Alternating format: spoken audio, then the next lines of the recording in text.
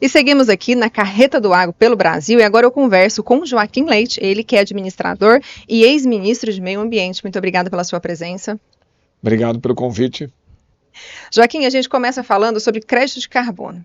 O que é esse negócio onde você comercializa, mas você não vê? Como que funciona e por que o Brasil?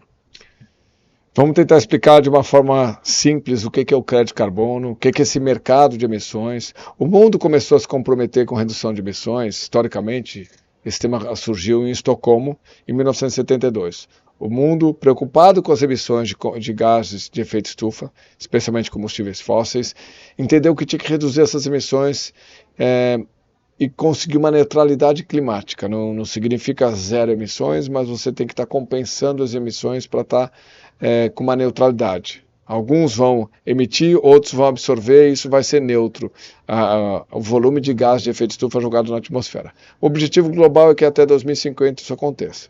Para isso, você vai ter que entender que tem alguns setores que não tem viabilidade econômica reduzir essas emissões, ou tem uma impossibilidade física, não surgiu uma tecnologia para você substituir, por exemplo, o diesel em um veículo a combustão, que nem um trator ou um caminhão.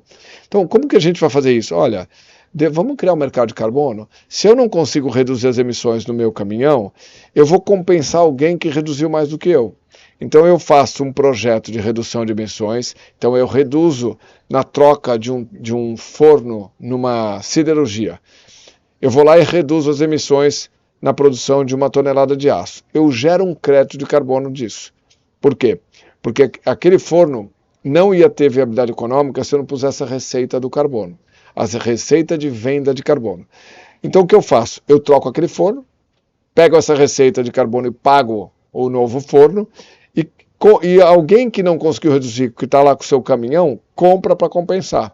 Então o que acontece? Eu acabo criando viabilidade econômica por um tema ambiental que é o carbono, para desenvolver uma nova economia verde. Então todos os fornos de uma região vão ser trocados por fornos com energia renovável. Por quê? Porque o carbono incentivou essa nova economia verde. Aquilo que acontecer no futuro vai acontecer agora. Então o mercado de carbono é compensar quem não consegue reduzir suas emissões. Um exemplo disso é a aviação. A aviação ainda é muito caro, o combustível renovável, o combustível sustentável de aviação. Imagine que um voo ia triplicar de preço, quintuplicar de preço. E aí você ia inviabilizar esse serviço da sociedade. Então, para não eliminar os voos de avião, eu vou ter projetos que vão compensar as emissões. Eles vão conseguir compensar as emissões desses aviões. Então, é um mercado onde um compensa o que o outro não consegue reduzir. Então, a ideia é que isso incentive economicamente uma nova economia verde. O produtor rural de todo o país que tem a sua área preservada, ele consegue fazer essa comercialização direta ou é via governo? Vamos lá, vamos separar um pouquinho. O produtor rural tem uma área de preservação nativa, que está na sua reserva legal, na sua APP, ou até excedente de reserva legal e APP. Ele poderia gerar um crédito de carbono dessa área, ele vai ter que mensurar esse crédito, vai contratar uma empresa que vai ser uma gestora do projeto, ela vai verificar anualmente se ela está protegendo essa área, ele vai ter que fazer contratos de 30 anos de preservação dessa área para poder gerar esse crédito e encontrar um comprador. Esse é um tema importante, possível, ainda incipiente, começando, complexo. E aí, Senar, CNA, que poderiam ajudar a desenhar e ensinar esse produtor o que é isso. E até desenvolver esse mercado. Ele também pode fazer a mensuração de carbono no processo produtivo dele. Ele tem um processo produtivo, ele fixa carbono da atmosfera quando ele planta a soja, por exemplo. Aí aquela soja absorve carbono da atmosfera e deixa raiz no solo, né? O raiz é carbono. Então imagine toda vez que eu estou colhendo soja, eu estou deixando aquele solo com mais carbono. Aquele solo vai produzir mais, porque ele é um solo arenoso, na primeira safra ele teve um pouco de raiz lá dentro, depois na segunda, na terceira. Então eu vou melhorando aquele solo em relação à quantidade de carbono. Eu posso mensurar isso e também gerar um crédito no futuro dessa atividade. Então eu posso gerar crédito tanto na área de vegetação nativa quanto na área de lavoura. Só que isso é tudo muito novo. e você teria que gerar esse crédito e achar um comprador. Então é um desafio ainda, é um mercado que está começando. Eu sempre sugiro para o produtor começar a entender a intensidade de carbono do processo produtivo dele, para colocar isso como um diferencial da soja dele, do milho, da cana, que é positiva, por exemplo, da produção da pecuária. Você tem várias atividades que você poderia mensurar a intensidade. A comercialização, então, não acontece só em áreas preservadas? Não, você poderia ter também no processo produtivo, tanto em indústria quanto agricultura, tá? Não é só em floresta nativa, nem só em reflorestamento. Eu acho que toda atividade econômica pode gerar crédito de carbono, se você der um salto de tecnologia e reduzir as emissões daquele processo produtivo. Entendi. A gente falando da economia atual. Hoje em dia, as pessoas querem saber de onde vem o produto que elas estão consumindo, quem que produz e como que o produtor rural tem que compreender esse processo para então entrar na questão da sustentabilidade, não é ESG? Vamos imaginar o seguinte, você como consumidor, o produtor tem que se colocar no lugar do consumidor. O consumidor sempre está interessado em mais barato e melhor. E melhor também na parte sustentável, não é só melhor em sabor, em qualidade, em segurança alimentar. O produtor já sabe produzir com segurança alimentar, ele já sabe produzir um produto de qualidade, ele também produz com sustentabilidade, ele só não sabe medir. Ele só não sabe expor esse dado e comunicar esse dado. Aí que eu acho que o Senar pode atuar, aí que a CNA pode atuar. É mensurar a atividade econômica desse produtor, a pegada ambiental dele.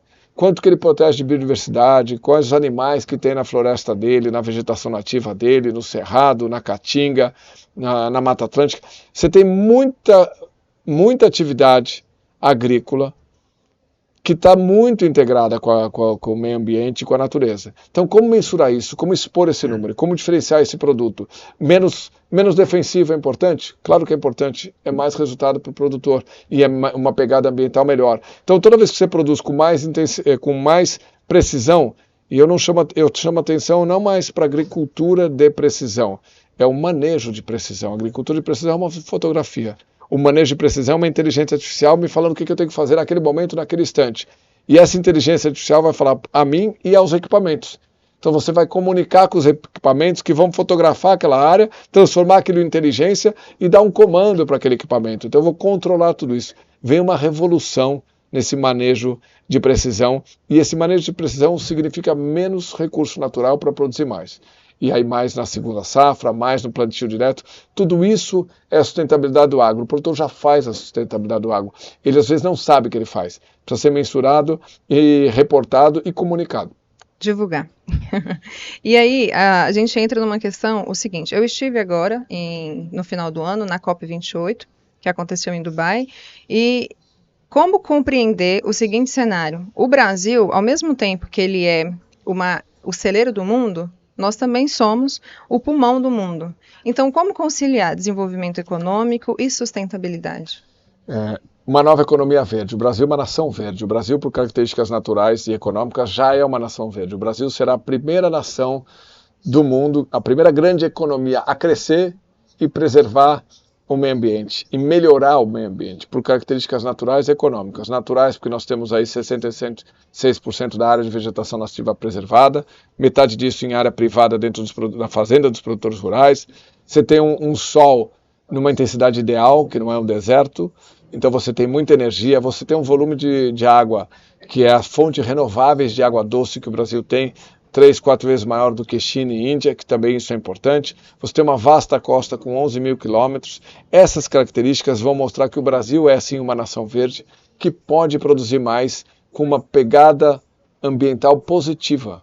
Uma pegada ambiental onde ela está protegendo a biodiversidade. Eu vi hoje até uma reportagem que a produção de laranja, os animais e a fauna que está dentro dos pomares de laranja. Então, a gente tem que entender que o produtor rural é sim um amigo da natureza, ele está ligado diretamente à natureza. O período que eu fui produtor de café no interior de São Paulo foi um dos melhores períodos da minha vida, porque você aprende o que é o ciclo da natureza, como você lida com a natureza e como você preserva, porque toda fazenda tem sua nascente, que o produtor preserva porque ele sabe da importância da água, tem sua reserva legal, que o produtor preserva porque ele sabe da importância da proteção daquela área.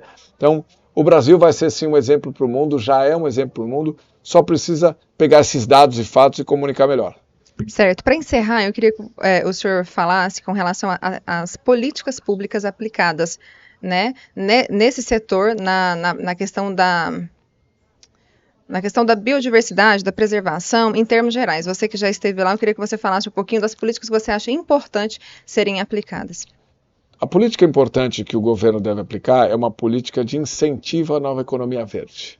Em vez de olhar simplesmente para multar, proibir, culpar, e às vezes o produtor rural, sobre os desafios ambientais que todos os países têm, e o Brasil não é o país com o maior desafio ambiental, o Brasil é uma nação verde.